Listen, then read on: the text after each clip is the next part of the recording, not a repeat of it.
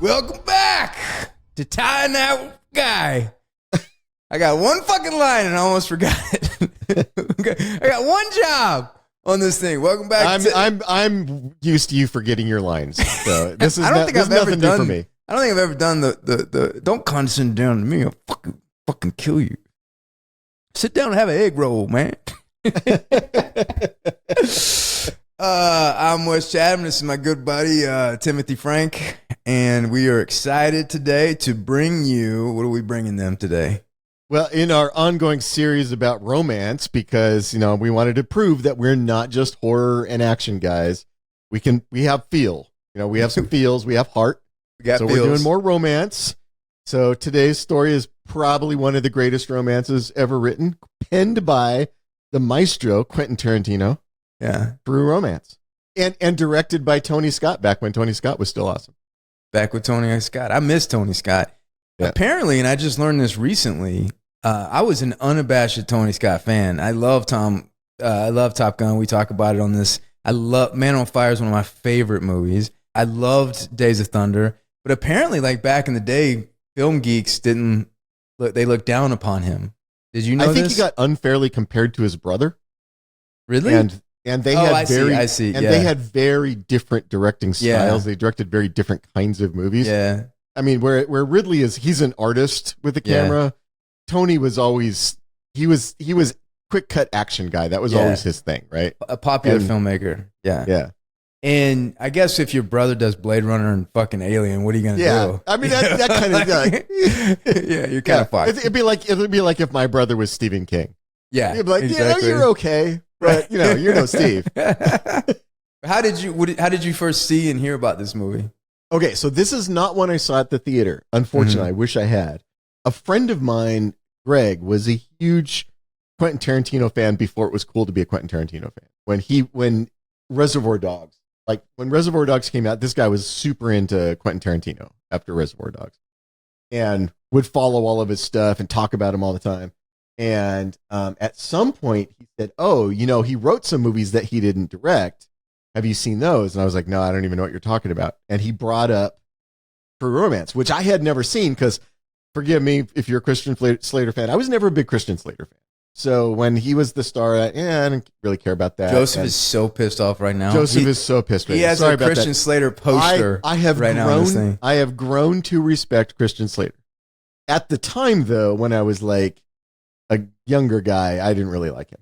I have much more respect for him now. But anyway, so he's like, "Yeah, you should check it out." And I was like, and he's like, "Seriously, it's not what you think it is. The title is misleading. It's not what you think it is." So I went and watched it. I think I rented it from like Blockbuster Video. This is how long ago this shit was. And I admit I was blown away. Christian Slater's great in it. Was it in the 90s when you saw it? Probably in the 90s, yeah. Patricia Arquette is fantastic in it as Alabama. I think she is the high point of the film. There's one fantastic scene with Christopher Walken and Dennis Hopper that might be the best scene in the entire movie. Yeah. I think that we talked about that. Go ahead. Yeah, and you can Tony Scott puts his stamp on it. This is not a Quentin Tarantino movie. It is not. But you can definitely see Quentin Tarantino at the edges, like the dialogue, the way people reference things, the kind of character that Christian Slater's playing. Those are all Quentin Tarantino things. So it's this weird mix of Quentin Tarantino's sensibilities and Tony Scott trying to turn it into an action movie, right? It's like this weird mix of those two things. But I think it's great. I listened to the director's, Steve Tarantino's commentary on the film, like why the film is playing. Yeah. And he says this is the most autobiographical film that he's ever made. And he says, when he writes, he wants to write in a way where he's almost embarrassed to have somebody read it. And he said this is probably the most of that. He goes, obviously like none of the storyline happened to me, but Clarence was me. That was who I was. And he said at first he was a little bit taken back by the casting of Christian Slater because at the time Christian Slater was a huge movie star and he was handsome guy movie star. Right? Yeah, he was a pretty boy. He was a pretty boy. And so Tarantino was, saying like Clarence doesn't have a girlfriend and he's never had a girlfriend. Tarantino said that at that time when I was 25, I was really writing out my fantasy. He's like, at that time, I think he said at the time he never had a girlfriend. And so, he was 25 and he was writing this. And so Alabama was kind of like the fantasy that he wanted to have. And one of the things that, that he designed in Alabama was that not only could they be lovers and that they could have passion for each other, but they're also friends. They're pals. They like the same shit. They make each other laugh, like that kind of thing. That was really, and I love a love story that starts off where if they didn't meet each other, they probably never would have worked out with anybody else, but they work perfectly with each other. And Slater, the open monologue, he's talking about fucking Elvis, like if Elvis was and that was his like conversation with the girl. Right. And then he's like, I'm not gay, but if I had to fuck a dude, I'd fuck Elvis. And then he's like, so do you want to go to the movies? And she's just kind of like, what? And he's like, yeah, you want to go to the movies? So, so they meet each other. And by the way, Patricia Arquette is phenomenal in this. She's so good in this, in the setup. But when they are in that record store and comic book store and they're hanging out and they're talking, and when she looks at him and she realizes like there's one person in this world for her, and that's him, and she's falling in love with him, and what they do and that look or whatever, it's a really well done scene. I recognize the look because it's the way you always look at me. I recognize it. But yeah, no, find you a girl that looks at you the way Wes Chatham looks at you, and then your life will be better if you can find somebody who looks at you that way. But no, she's Patricia Arquette is, I think early on was kind of overshadowed by her older sister Rosanna Arquette, who at that point was a bigger star. But I think Patricia Arquette, of the two, I think she's more talented. I think she's. Oh yeah, I think she is. Time has shown. Yeah, time has shown. She's a fantastic actor. In this movie, she's just sort of the bubbly, cute blonde girl. Like that's all the movie needed her to be initially. But she's so much more than that. So much more. And plays as a person with depths beyond what she's demonstrating. Yeah. In the moments. And there were a couple scenes in this movie that she the scene with her and Tony Soprano in the motel room, where she just like there's a depth and a strength to this character that she brings to the fore. Mm-hmm. That like after this movie, I was a huge fan of hers. Like before this, I had never even thought about her, and after this movie, I was like, oh, Patricia Arquette's in that. I have to watch it because she's awesome. But what's great is like it's a strength that you don't expect, and she has even the confession scene in the very beginning when she says, I'm a call girl, your manager felt sorry for you, so he hired me. Even how Clarence, because you expect him to be like, one of those incel boys that would be like, be mad or rage about it, but he was like, oh, well, that makes sense. I didn't think a girl like you would be into me, so I'm. And she's like, "What? You're not mad?" And he's like, "No. Why would I be mad?" Well, the honesty of that moment is that's right. Great. That's exactly right. The honesty, right? The honesty. It was so endearing because when she said, "Are you mad?" He goes, "No, I'm not mad because it's the best night I ever had in my life." Right?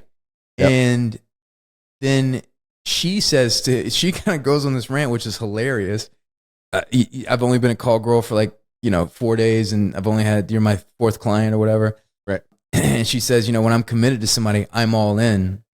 So she's setting up this thing. You don't really, but she's fucking all in, Clarence. Like she takes an ass whooping and not selling you out. Like she's all heart. So when she says, I'm all in, and when I'm with you, I'm with you. It was beautiful the way it said, and the way that it kind of subverted expectations, because you think, okay, he's this guy, and then she's a call girl, but the richness and the depth of their character really shines through. And to the next unexpected moment where Clarence is like, I'm going to go free you from Drexel, your pimp, right? I mean, he gets a little pep talk with the king before in the bathroom. Well, this, and for a lot of people, this is the moment that bumps. Because Clarence is a guy, he works in a comic book store. He's not a cool dude. I mean, he's played by Christian Slater, so he's very pretty. And that does kind of alter the way the screenplay is intended to play out, but he's not a tough guy. He's not a badass. He's just some guy who works in a comic book store who falls in love with this call girl, and then he decides to go off and get in a gunfight with like drug dealers and pimps, right? And I've had the conversation about this movie with friends of mine. They're like, That doesn't make any sense. My response to that, and I think this is what Quentin Tarantino is leaning into, and this is why it doesn't bump me, is this is a guy who lives in a fantasy world. This is a guy who has spent all of his time watching Sonny Chiba movies and reading comic books about, the Punisher and badasses and stuff. And he talks himself into believing he can be that because it is the fantasy version of him. Now, when he goes there, and we'll talk about that scene with him and Drexel, one of the great scenes of the movie, he's playing a part. He's acting the role of a tough guy, but he's not, because he starts getting his ass kicked right away. So he had this fantasy about this girl, and then the girl shows up. So he's like, oh, maybe my fantasies can come true. Maybe I can live in a fantasy world. Maybe I can be the tough guy I read about in comics, and then goes off to try to be that. And he's clearly got some, I don't want to call him mentally ill, but he's clearly got some issues because he has constant conversations with a version of Elvis that lives in his head and gives him advice. So there's clearly he's not right in some ways. So that doesn't bump me as hard as it bumped some of my friends. Yeah, I'll tell you why it doesn't bump me, and it's for a different reason than what you said. Because if he wasn't if it was a fantasy world, as soon as he started getting a taste of reality and they started smacking his ass around, then he would have caved. He'd have been like but he stayed the course. I think it's more impressive that he was getting his ass kicked and stayed through it and finished the job.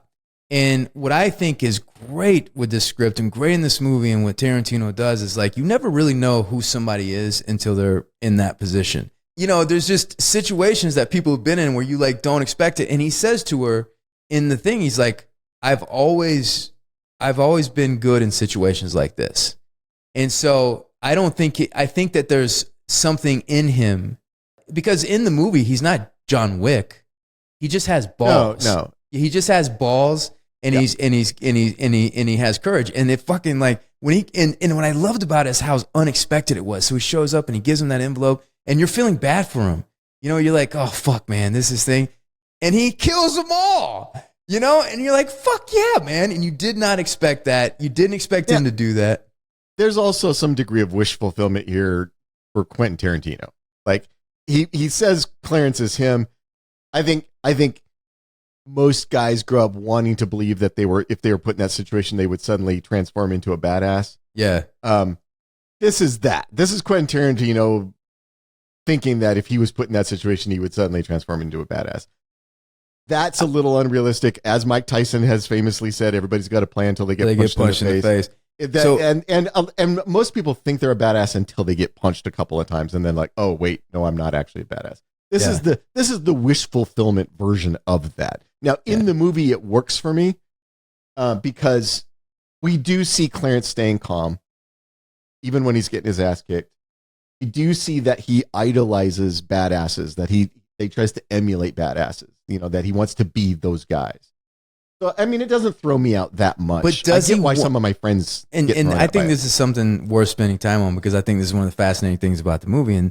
But does he want to be those guys, or does he know that he is one of those guys? And I think he wants to be one of those guys. Yeah, but not saying skill level. I'm saying that we've all seen people in their life that they didn't know who they were until they were put in that situation. Yeah.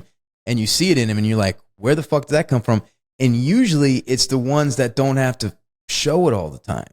Because it's a subconscious thing of just, they subconsciously know that they're different, that they will show up for themselves. The insecurity comes from like, I don't fucking know if I'll show up for myself, so I'm going to roar like a lion, and hope people, know that. And so I love that Clarence is kind of this loner and everything, but he's got this gear where if he gets put in the right situation, he's gonna handle it, Well, and the other thing the movie's implying that that he's highly motivated.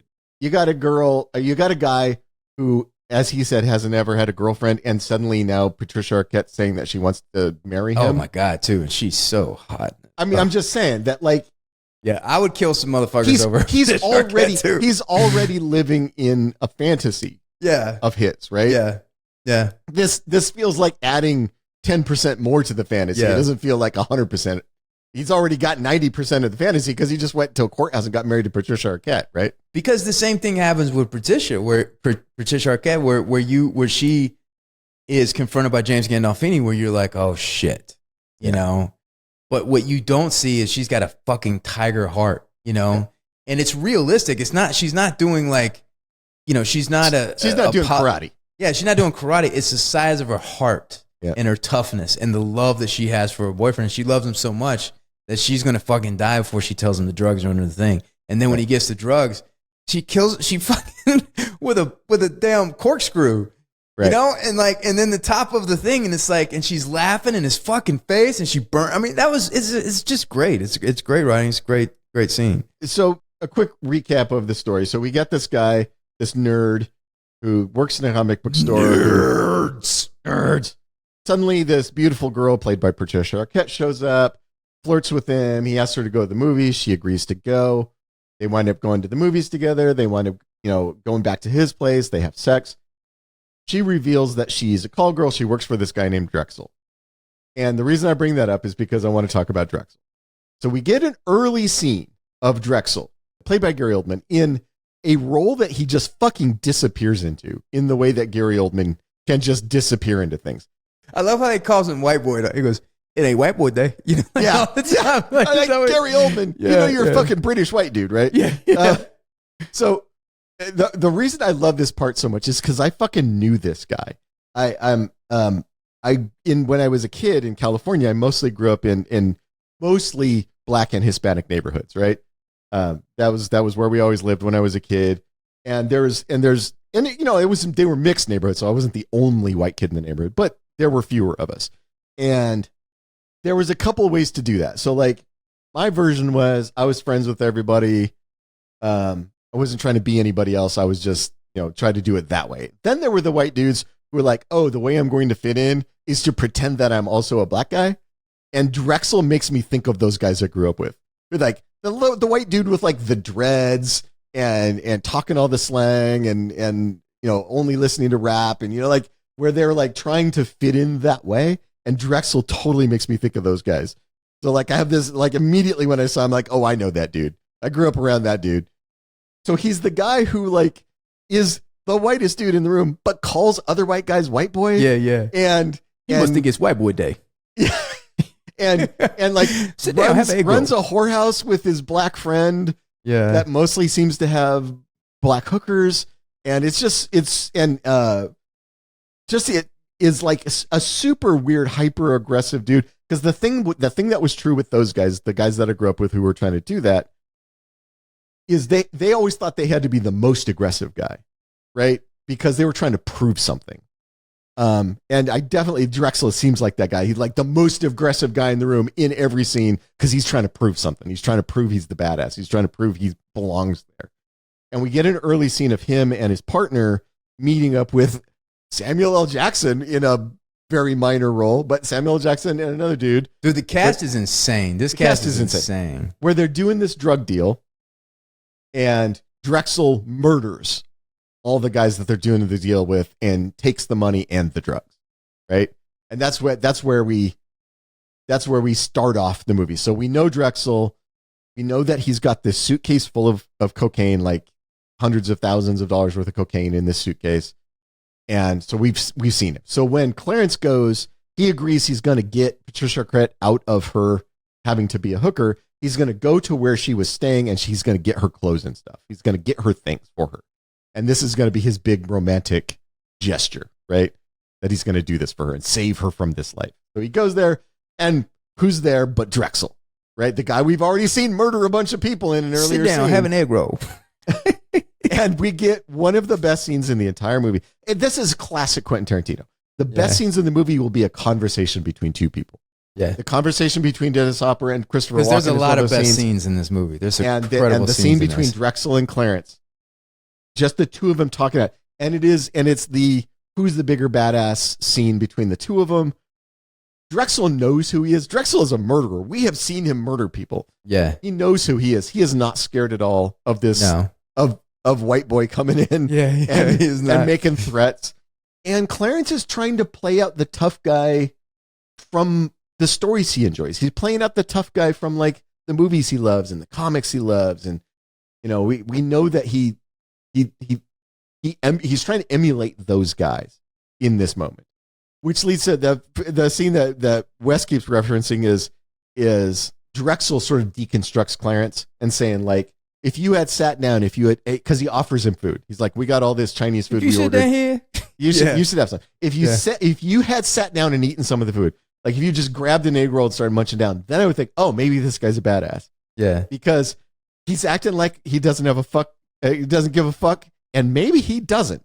Maybe he doesn't have a care in the world. He's such a badass because he has a game of show and tell. You show me everything, but you ain't telling me nothing. Exactly. Yeah. And then Clarence comes back with, no, the reason I didn't look at the movie is because I've already seen it, and tells him which movie it is. The reason I didn't eat your egg roll is because I'm not hungry right now.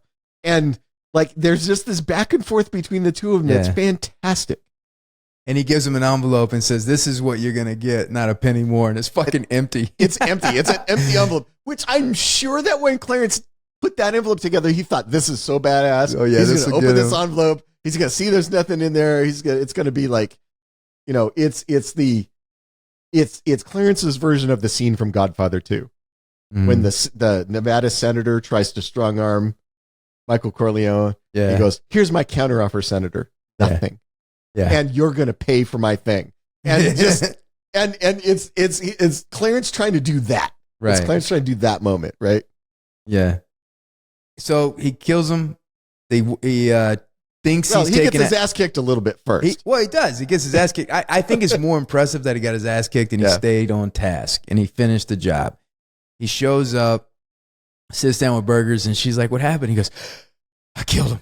He goes back to eating. So now they got all these drugs. They got to get out of town, so they need some quick cash. Yeah, so he thought he was taking Alabama's suitcase. He thought he was taking her clothes, but he accidentally winds up with the suitcase from the opening scene where Drexel killed the drug dealers and stole all the cocaine. So he's got this suitcase full of cocaine. Yeah. When I used to watch this, I'd always think, what would I do if I found a suitcase full of cocaine? And I think when I was younger, I would have done a lot of different things. But now it's like, I wouldn't want the fucking headache. I would just drop it by the side of the road and just go. And like, I don't want anything to do with it. Because every movie, when this happens, it always goes wrong. Oh, yeah. You know, it always goes wrong. Whenever you steal hundreds of thousands of dollars worth of stuff, no matter what it is, that somebody's going to come looking for that. So now they need to get out of town. They need some quick cash. They roll up to Dad's house, and Dad is Dennis Hopper. Dennis Hopper. And he lives in a fucking, it's the weirdest, like a trailer by train tracks in the city next to a river. Yeah. And it's cold and miserable. Like, who the fuck lives there? What is the rent most at miserable that place? Thing. So I have known people who lived in places like that. And this is a recurring theme for Quentin Tarantino because he's got a similar thing for Brad Pitt's character in Once Upon a Time in Hollywood, where Brad Pitt lives in a trailer next to an oil derrick and across from a all night drive-in theater, right? Yeah. I think Riggs has the best ideation. His fucking trailer is on the beach. Yeah, the trailer's on the beach. Like every kid that saw that was like, oh, I want to live in a trailer on the beach. Yeah, that's fucking Malibu. That trailer on the beach would cost $8 million. I know. But I've known guys who have stuff like that. And when I watched it and I saw him pull up in his security guard uniform, my first thought is, I bet he gets to live there for free if he watches out for the place. Because I knew a guy who lived in a trailer in a KOA park and he lived there for free, but his agreement was he got to live there for free, but if like the shower broke or something like that in the KOA park, he would fix it. So when I saw Dennis Hopper show up, I was like, oh, I bet he's got one of those kinds of arrangements. This is a guy who is as down on your luck as you can be. Right. They reference a lot of alcohol in the past. Yeah, he's clearly was an alcoholic. He's not as down on luck as you can get because he's still got a loyal little pooch next to him. He's got a loyal dog. That's true. Yeah. He's still got a loyal dog. I think they killed the dog. I think so. Now he's really down and out. Yeah. So, and Clarence shows up, and you get the sense that there's a very strained relationship between them. But the Dennis Hopper character gives them money. Yeah. So like. And he says, he says to him, I fucking love you, but slow down. Jesus Christ, you're coming in. I haven't seen you in 3 years. You bring in this girl in here. She's saying you're your wife, you know? Yeah. But I love, so my favorite stories are the ones that don't spell everything out for you, but imply a lot of things and allow you to make what that scene implies about Dennis Hopper's character. what the scene implies about his relationship with Clarence, it's so rich with context that you don't have to explain anything. You get this sense of this very strained relationship, that they haven't seen each other in years, that Dennis Hopper's character wishes he had had a better relationship with his son, and giving him a little money, finding out he got married and giving him a little money is him trying to do that, him trying to make up for past failings, right? I definitely get all of that, but they never say any of it. But the scene later, when Christopher Walken shows up, shows how far Dennis Hopper's willing to go for his son. And that's what I love about this movie is it's unexpected how much heart and loyalty that these characters have, because they're on the dregs of society. Like, this guy was a definitely down on his luck alcoholic who lost. He got drummed out of the police force. Now he's a security guard. Alabama's a hooker, and Clarence works at a video store. And he's lonely, but they all have so much more depth and strength and courage that you originally think that they do have when you get pushed. And the scene that you're queuing up right now is I think the greatest scene in the movie, or any movie for that matter. Yeah. So we, obviously the people who lost the drugs want them back. We discover that one of the bosses of the people who lost the drugs is played by Christopher Walken, who, again, they never explain anything, but they imply everything. When Christopher Walken character confronts Clarence's father, played by Dennis Hopper, to find out where Clarence went, because they've discovered that he has the drugs. When they confront the Dennis Hopper character to find out where he went, he says, "I work for," and he says a name. And Dennis Hopper's character immediately knows who that is because he was a cop. So they never explain anything, but they definitely imply that there is a powerful crime family that cops know about. They know these people are dangerous. Christopher Walken is a high up member of that crime family, and he's the one in charge of the people who are looking for these drugs, get these drugs back. So there's so much implied here without ever stating it outright. And then you have the moment where he says, "You have to tell me where your son went." And that leads to a conversation between the two of them where Christopher Walken has all the power. He's got guys in the room with, Tony Soprano's there. He's got a bunch of other dudes with guns and knives. Dennis Hopper has nothing. The power is all on the Christopher Walken side. And the entire conversation is about Dennis Hopper taking the power from Christopher Walken just by what he says. And leads to him making the sacrifice to protect Clarence from this very scary man. And the depth of love there, the depth of loyalty to his son, that he has this strained relationship that is revealed by this act that he does. It's what makes the whole scene so profound. But what's a beautiful transition is that, when Walken offers him a cigarette, he turns him away. And then when he realizes that he's going to have to give up Clarence or die, then the signification of him making a transition in that scene is like, I'll have the cigarette now, because he knows what he's about to say is a big fuck you, and he knows he's not going to live through it. And it's an expensive cigarette. He's like, you know what? I'm going to have my last cigarette in this life be an expensive one. Yeah, even how he takes that draw on it. He's like, he's made the decision that he's going to die, but he's going to go out fucking swinging. He's going to go out like a boss. He's going to go out like a boss. Yeah, you know what's funny about it is when I rewatched this movie not that long ago, when he takes the first draw of the cigarette and kind of like nods Christopher Walken like, oh, that's good. Yeah. It made me think of Harvey Keitel in Pulp Fiction when he takes the first sip of Quentin Tarantino's coffee and just kind of nods to him like, oh, that's good coffee. It's exactly the same motion. It's like, oh, that's good. But you said something that made a lot of sense. I think that Christopher Walken as an actor knows that he has all the power in the room. Yeah. He doesn't have to perform it. Yeah. Where so many bad versions of this scene where the guy has to intimidate, threaten. Yeah. He's intimidating without intimidating. He's intimidating. Even when he says, when you die, I want you to tell the angels in heaven that you haven't seen evil more singularly personified as you do in the eyes of the man that's going to kill you.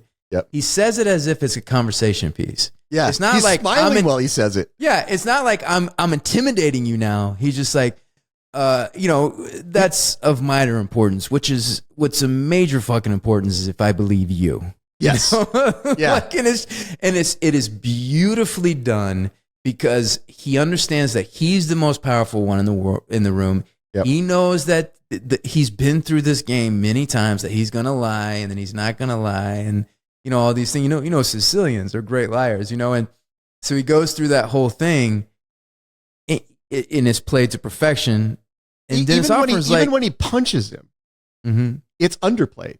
Yeah. You know, when Christopher Walken punches him in the nose and he goes, "That stings, doesn't it?" You know, you punch a man in the nose, and then he gives him a handkerchief. To do this nose. You know, like sorry I had to do that. Then he cuts his hand. He does all that shit. But he's almost bored of the going through the motions. Yeah, it's like how many times has he been through this?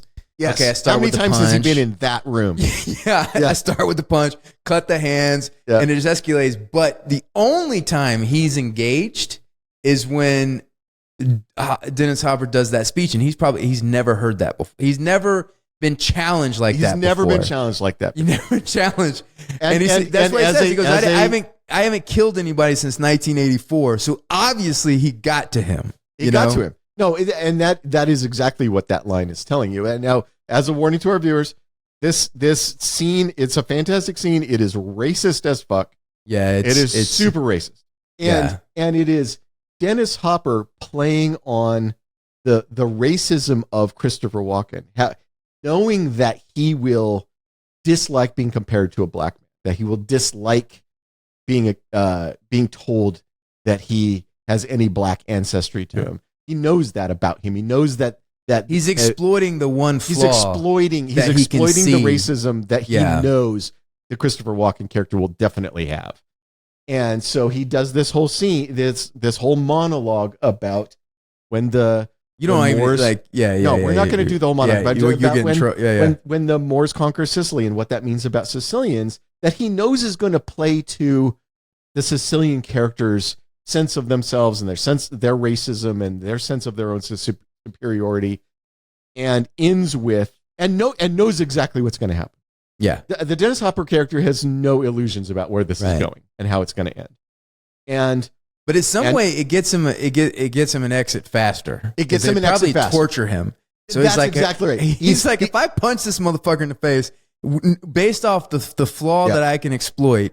Yes. And this guy's superiority, if I punch him hard enough, he would just kill me right away. Exactly. That's exactly what he's doing here. And it's a scene we've seen before in other movies where the person's like, oh, they're definitely going to kill me. The sooner I can get them to kill me, the better, so I don't have to go through all the torture and stuff. We've seen that before, but this version of it is kind of unique in that it is strictly done by exploiting character flaws to get the person angry. He's trying to do two things. He's trying to protect Clarence, and he's trying to avoid getting tortured. And this accomplishes both. And it ends with the line you said, where after Christopher Walken shoots him, he goes, I haven't killed anybody since 1984. And he's like, you're exactly right. That line is intended to say, yeah, he got to him. He got to him. Yeah, he got to him. So now we're kind of running out of time. So I know we got toward the end. We got to hit the big point. So now we get to the California portion of the scene. They go out to LA. He's got a good friend named Dick Ritchie. This is one of my favorite parts in the film because Tarantino was struggling actor for many years. Yep. He was a struggling writer for many years, trying to put everything together. So he understands this world. And the whole audition scene where Dick Ritchie is sitting there waiting in the room for the people, and she calls him in, and she's so fucking bored with him, and that was great. You're such a good actor. And it's for a bit part on a fucking TJ Hooker. It's for a bit part on TJ Hooker. Yeah, and he's like, okay, and he's telling her, I'm driving now. And she's like, I know. And so he's like, hey, you and whatever. Get off the fucking. And then she goes, wow, you're a really good actor. There's no belief, there's no passion in it, but he is so needing to hear that he believes like, holy he's desperate shit, for it. She thinks I'm a great actor. Yeah. Which is so spot on and just nails it. So we get this sort of brief window into that world with the Dick character. We also, his stoner roommate, played fantastically by a young Brad Pitt. Fuck. He's kills fantastic. This part. Now, and here's the thing. I don't know how they did this. So they really captured the audition, but there's kind of a hard to pin down there's like an atmosphere of roommates that there's certain things in common in this time period because you're adults, but you're trying to work as an actor, which means you have a lot of time during the day, which you usually fill it by smoking weed and fucking off. And there's just Pitt just captures that so perfectly, and you're like, I know that guy. I've had that roommate. I've had these roommates, you know. And some of my closest friends are the Brad Pitt character from this movie. Like the only thing they do successfully in their life is smoke pot. I love them to death. They're awesome. They're hilarious. Right. But that's the only thing they're really good at. I could tell watching TV and smoking pot. I could tell my good buddy JD and Big John are being like, "You were the guy. I wasn't that guy." I'm like, "No, Big John, you smoked the most weed out of all of us." So we get to move it along. We get to this Hollywood portion. The idea being that through this friend, they're going to be able to sell. There's a buyer that can buy the entire case of cocaine rather than trying to sell it a little at a time. That buyer being a rich Hollywood producer. The guy who has the money to pay for all of it at once and will have use of that much cocaine in his rich Hollywood lifestyle, right? That's the idea behind the whole thing. And they set up this buy. Now, because Clarence is an idiot, because he is, I mean, he's a lovable idiot, but he's an idiot. His buddy Dick is an idiot.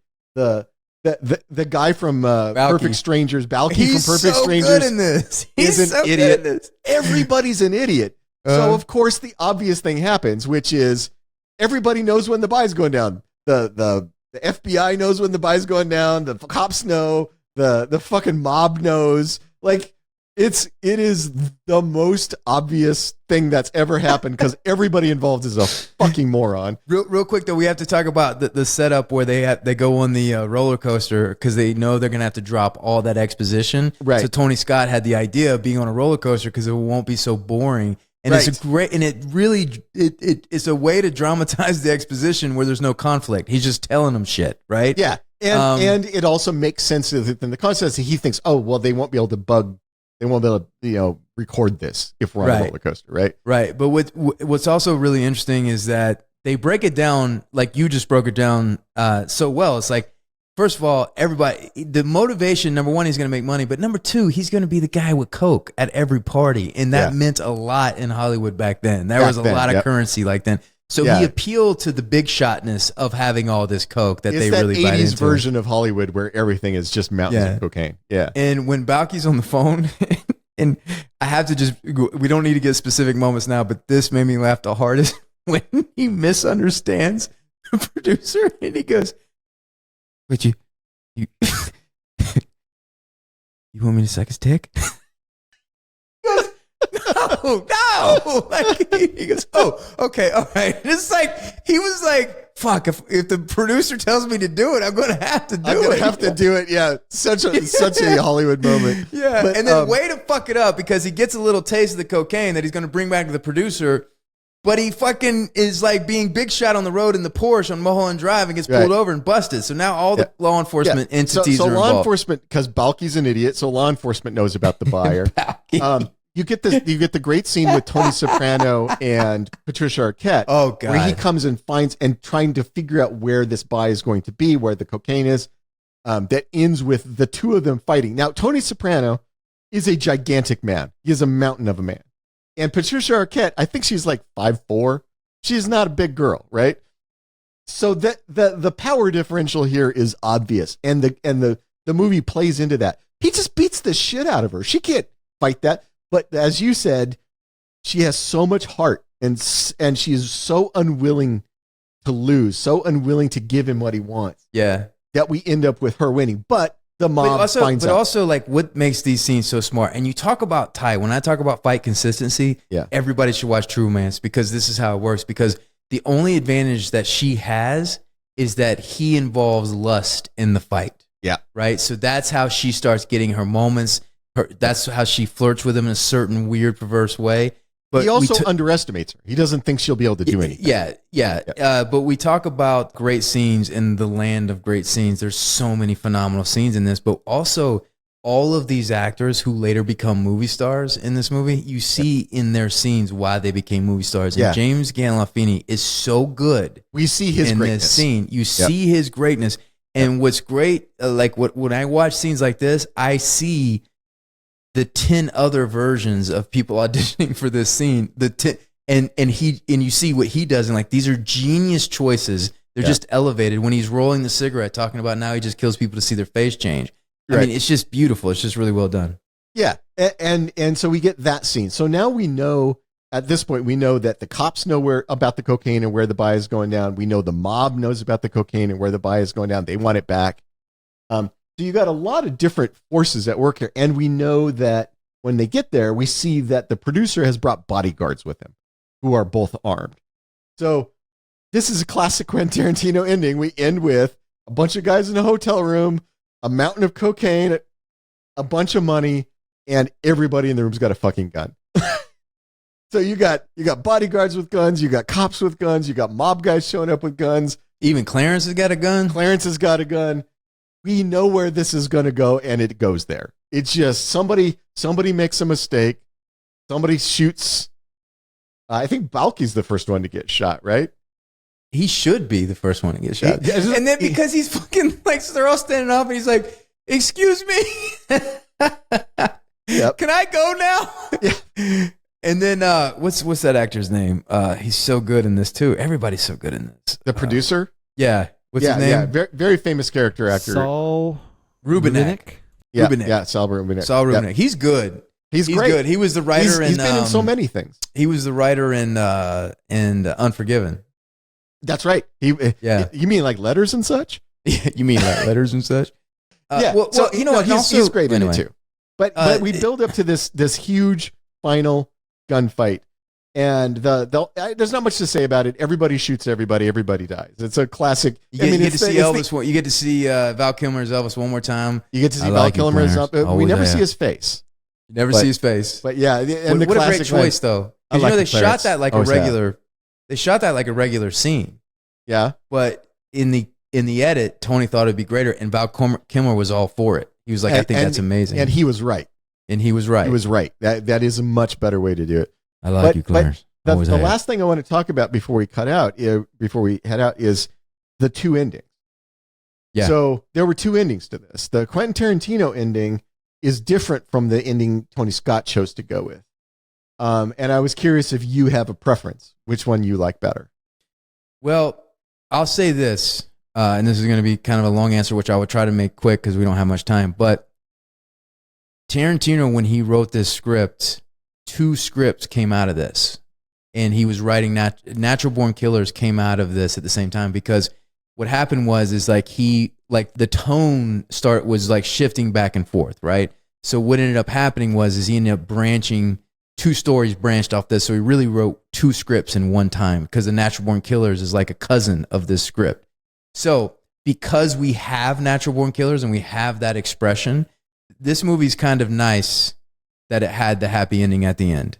Well, I'm talking more about the ending where in his original ending, Clarence dies, and Tony Scott changed it so that Clarence lives. But he changed it because it tested really bad. Yeah, and then they went back and did it. And I'm saying, I would have to sit and think about it. But my thing is like, we got Natural Born Killers. And so then this needs to go the other way, because if he did die, or if it was cynical in that way, it would be similar. But Mick and Mallory both live in Natural Born Killers. Oh, did they? Yeah. Oh, they died. No, they get away. They get away with it. Jesus. Did I ever see that movie? Oh, really? Yeah. Well, then no. Then he should fucking die, man. He should fucking die. No, listen, man. I was caught up in the romance. I wanted them to be together. I like the little Cancun scene, and I know, like purists, like people that would have an issue with it. But all I can say is when I watched it, I enjoyed it, and I'm glad that they made it. I rooted for them. Yeah, yeah. I think on a first viewing, it's a nice resolution. I think and further viewings, you're like, maybe the version where he died would have been better, but. I thought they both died in the Tarantino version. I don't think so. I think Alabama lives, and Alabama is a character in the Tarantino cinematic universe. Because why did I think Mickey Mallory died? No, they both live. But the character Alabama shows up again in the script for Reservoir Dogs. Because you find out that the Harvey Keitel character, he had been partnered with a woman named Alabama for a long time. doing robberies and stuff. So I think there's sort of this Tarantino cinematic universe. I think Alabama is a different character in that universe. Right. That's sort of loosely based on this Tony Scott version. Anyway, so do we have a top 10 or are we our top 5? Yeah, we got What's our top 5. It's your favorite. It's Christian Slater. Top 5 Christian Slater movies. Yep. So we'll do speed run on this one. I think we got some easy ones in here. Heathers has got to be up at the top for me. Heathers is fantastic. Damn right.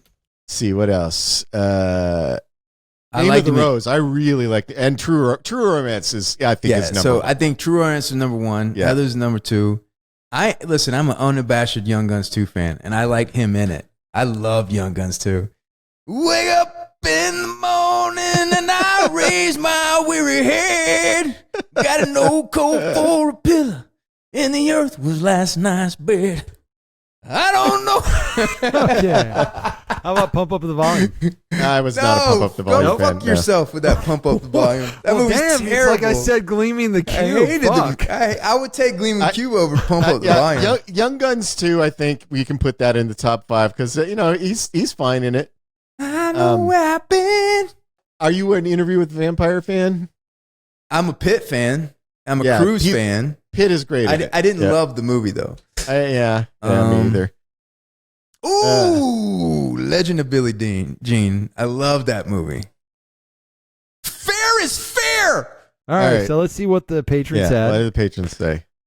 True Romance, Heathers. Boom. Oh, they went Interview with Vampire. Huh. They got 3 out of 5. They got Name of the Rose. That though. is crazy. 3 out of 5. I don't think Mr. Robot counts, right? Well, they were very animate. They're like, what about Mr. Robot and Archer? And I'm like, not movies. By the way, part of the reason that I am much more of a Christian Slater fan now is because of Archer.